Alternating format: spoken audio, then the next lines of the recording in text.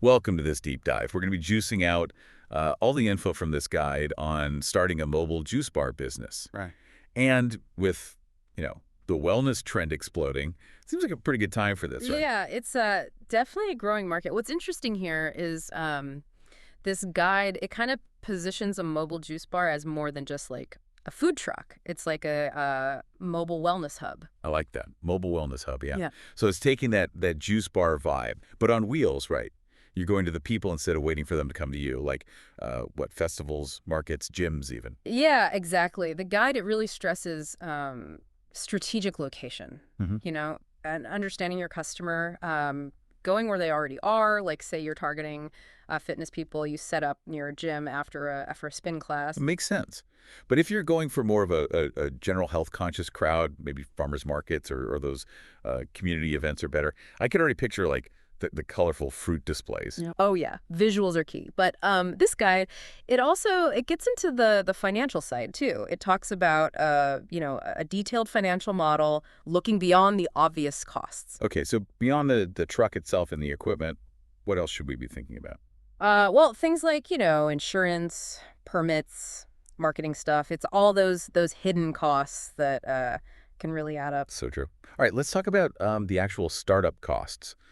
This guide says like 15,000 to 50,000 for the vehicle. Hmm. That's a pretty big range. Right, and that's because a brand new custom truck, that's going to be at the high end, but a good used truck that can really bring the initial cost down. Yeah, especially if you're just starting out. Now, on top of the vehicle, there's the equipment. Blenders, juicers, refrigerators, it all adds up. And this guide, it really emphasizes that professional look. Oh yeah, got to look the part, right? But even beyond the equipment, there's permits and licenses. It's easy to forget about that stuff when you're thinking about the fun part. It's like the less glamorous side of being an entrepreneur, right? All the, Yeah. the legal stuff. Okay, so let's say we've got the truck, the equipment, and all the paperwork is sorted. What about the day-to-day expenses? Ingredient costs, that's a big one. And this guide really digs into like sourcing strategies. Think about it. Would you rather go to a juice bar using like exotic fruits or one that focuses on local seasonal stuff? For me, it's freshness and supporting local farms. Plus, wouldn't that mean potentially lower costs for the business too? Exactly. The guide even suggests building relationships with farmers markets. It's good for everyone. You get good ingredients, maybe at better prices, and you can market that local angle too. That's a smart move. Okay, so we're talking about costs, but let's talk about making money. Realistically, how much can someone expect to earn with this mobile juice bar thing? Well, the guide gives a range, but it really depends, on location, prices, what kind of drinks you're selling. But they say on average you could sell like 50 to 150 drinks a day with prices between $5 and $12. Okay, so if you're hitting that average, that's a few $100s a day, maybe even close to 2,000. Yeah. But then there's also events, right? Right. Like think festivals or catering for businesses. The guide says you can make $2,000 to $5,000 in a single day at those. Wow, that's not bad for a day's work. Okay, but we talked about pricing strategy. How Right. do you balance like keeping it affordable for customers, but also making a profit? Do you think those premium add-ons like protein boosts or superfoods, do those help? Oh, definitely. They have higher profit margins and they Yeah. appeal to customers who are, looking for specific benefits. But it's about finding that sweet spot. You got to be competitive with other juice bars, but also show the value of those extras. That makes sense. So I'm curious, what kind of juice or smoothie would you pay extra for? What would make you say, all right, that's worth the extra couple bucks? Hmm.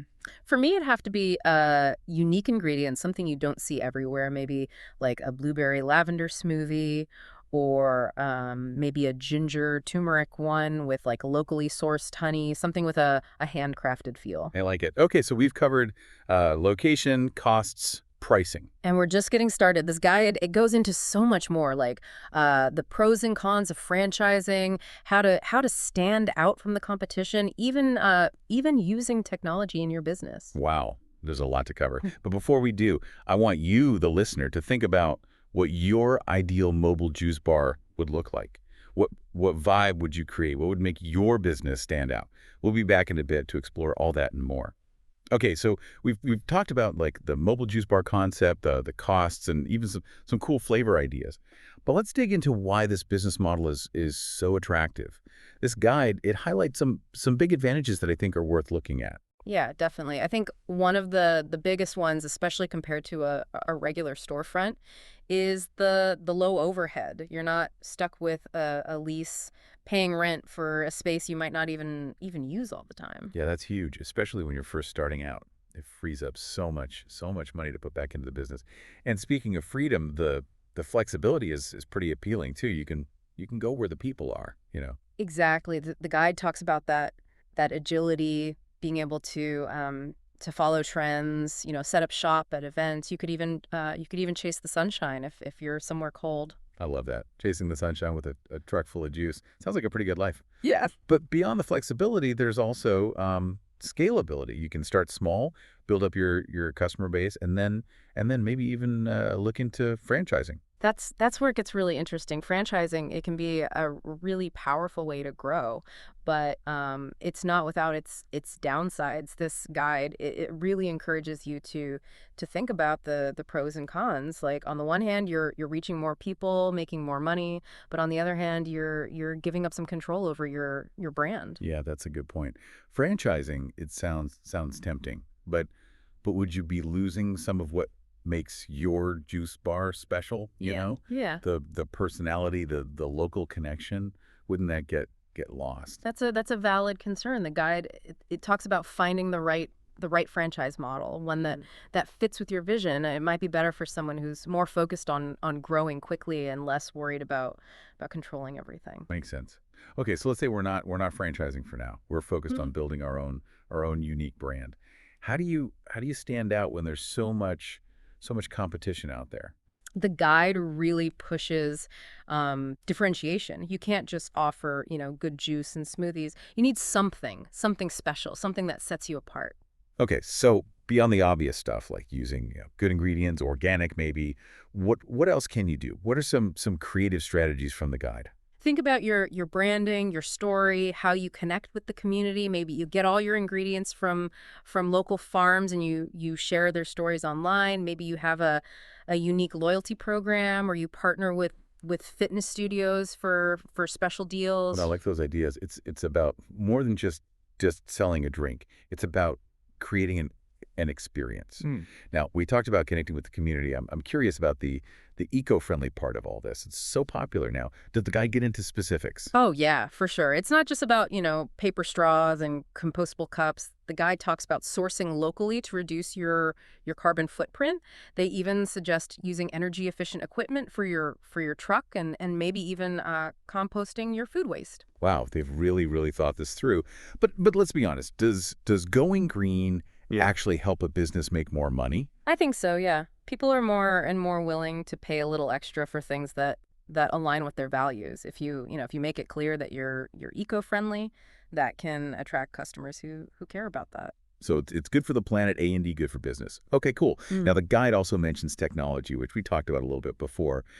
But how can tech shape the future of mobile juice bars? I mean, are there things we're not even thinking about yet?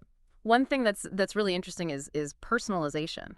Imagine using data to like recommend specific drinks to people based on their tastes, their dietary needs, even their fitness goals. That's wild. It's like having a personal nutritionist on wheels. Yeah. But what about other tech stuff? What else is coming down the pipeline? Well, the guide talks about artificial intelligence, AI. That could be used for like everything, managing your inventory, planning your route, even predicting how much juice people will want based on the weather or what events are happening. It's like the future is both high tech A&D still about that personal touch. Mm. But with all this stuff to think about, it's easy to get overwhelmed. Yeah. What advice would you give someone who's just starting out in this business? I'd say stay curious, stay flexible, and don't be afraid to try new things. That's the great thing about this model. It's so adaptable. You can start small, see what works, and change with the market. Yeah, I like that. It's not about having all the answers right away. It's about the journey, right? Mhm. So for our listener who's been listening to all this, what's the one thing you want them to remember as they start their mobile juice bar adventure? I think it's important to remember that this business it's about more than just, making a good drink. It's about connecting with people, giving them something healthy and delicious and making a positive impact. If you focus on that, the success will follow. Well said.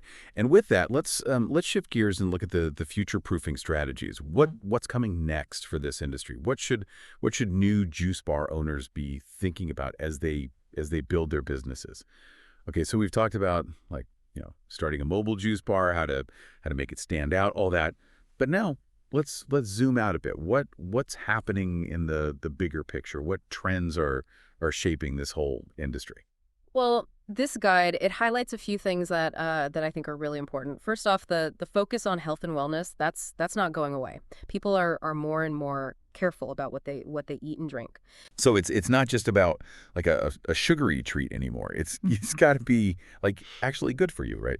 Does the guide have any tips for appealing to those customers? Yeah, it talks about going beyond just listing the ingredients. Like you could highlight the benefits of each drink. Maybe you have immune boosting juices or a smoothie that helps with recovery after a workout. Oh, I like that. It's like a mobile pharmacy, but with good flavors. Yeah. So what other trends are we seeing? Sustainability. That's a big one. People care about the environment, This guide, it really pushes for eco-friendly practices in every part of the business. We talked about local ingredients and using compostable cups and stuff. Mhm. But what about the truck itself? Can you even make like the mobile part more sustainable? Definitely. The guide mentions alternative fuels like biodiesel or even electric trucks.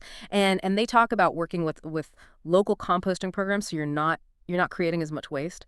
That's pretty cool. It's good to see that they're thinking about all that. But honestly, does being green actually make a business more profitable?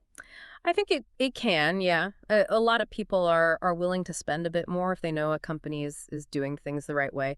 If you tell people about your eco-friendly practices, that can bring in more customers. So it's win-win, Yeah. right? Good for the planet, good for business. Mhm. Now this guide, it also talks about technology, which we've mentioned a couple times. But how can tech really change the future of mobile juice bars? Like, are there things we haven't even thought of yet? One area that's really interesting is personalization. Hmm. Imagine like using data to give people custom drink recommendations, based on what they like, what they can't have, maybe even their fitness goals. Whoa, that's taking it to a whole other level. Yeah. It's like having a juice genie or something. But besides that, what other cool tech stuff is out there? Well, the guide talks about AI, artificial intelligence. They say that can be used for pretty much everything, like keeping track of your ingredients, figuring out the best routes to drive, even predicting how much juice you'll sell based on the weather or if there's a big event happening nearby. It's amazing what technology can do these days. Mhm. So it sounds like the future of mobile juice bars, it's going to be this mix of high tech and that personal touch, which is really cool. But with all this stuff to think about, it can be a bit much. What advice would you give to someone who's just starting out? I'd say don't be afraid to experiment. Try new things, see what works. The beauty of this business model is that it's so flexible. You can adapt, you can change with the market, and most importantly, stay curious. I love that. It's not about having all the answers right away. It's about learning and growing along the way. Mhm. So for our listener who's been with us this whole time, what's the one thing you want them to take away from this deep dive? I think it's important to remember that this isn't just about making money. It's about creating something special. It's about connecting with your community, offering them something healthy and delicious. If you can do that, the success it'll come naturally. That's a great way to put it. And on that note, we're going to wrap things up. Thanks for joining us for this deep dive into the world of mobile juice bars. Yeah. We'll catch you next time for another deep dive into a topic that's sure to quench your thirst for knowledge.